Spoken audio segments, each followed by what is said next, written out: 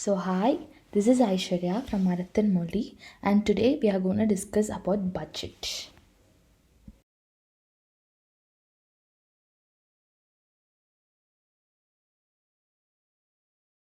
Let's just have a brief look at the history of the Indian budget. So budget was also a byproduct of colonization. It was introduced by James Wilson in the year 1860.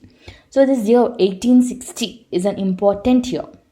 Even IPC was introduced in this year.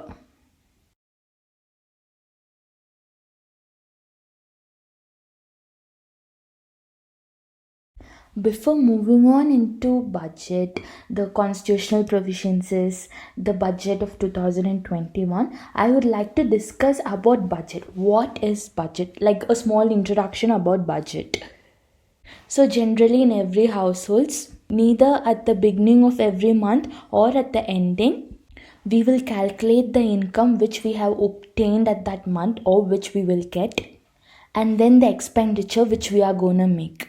And if we do that in the national scale, it is the national budget. So again, let's take the example of a house. Most of the times you would not agree with the same expenditure. Like sometimes someone would have more need and sometimes they will have less need. So likewise, they are presenting the budget in our Lok Sabha, and then they debate on it and come to a conclusion. Budget is just an estimation which can become true or which cannot. Before 2016, the budget was on the last working day of a financial year, and after that, it is from the 1st February.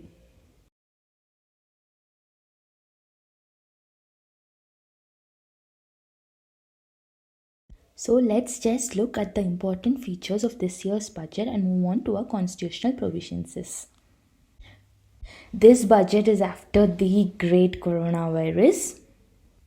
So everyone were looking forward to it because independent India has never faced such a situation, and this was the first time. And there is a need to rectify everything. The recession period which we are facing now should end and there should be a boom. And its way is through this budget. So for the first time in Indian history, this budget is a paperless budget. Everything is online here. That is, they will not print the budget, they'll just have it as it is. The first and the most important thing in our budget, the part A of our budget, is Atmanirbhar Bharat.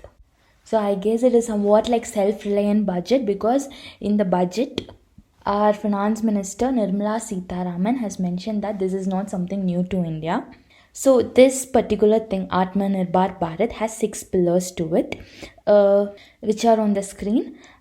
So they are calculating that these expenses should be made. So one is for defense. So they have stated that the same condition prevailed after the Second World War. So we should keep everything safe.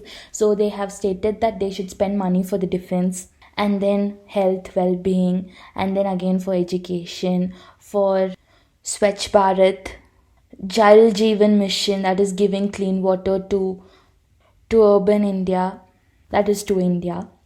Building roads, improving our R&D, research and development, especially in the medical field, giving housing loans, giving houses, giving importance to the migrant workers.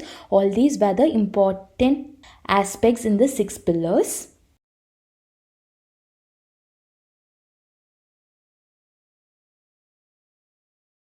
So let's move on to the price rate, that is the increase and decrease of all the price rate. As everyone know, at present the elasticity rate is so damn high, and we don't know whether they calculate it according to the demand.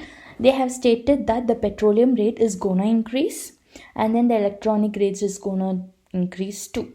That is, from the bulb to our mobile phones, everything is gonna increase, and then again our petrol, diesel is gonna increase.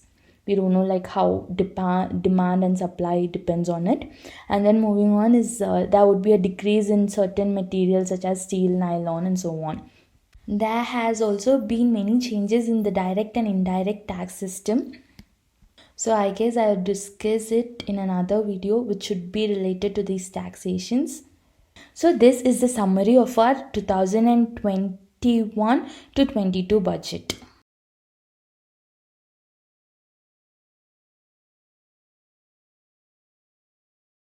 Thank you. I'll discuss the constitutional provisions in the next video.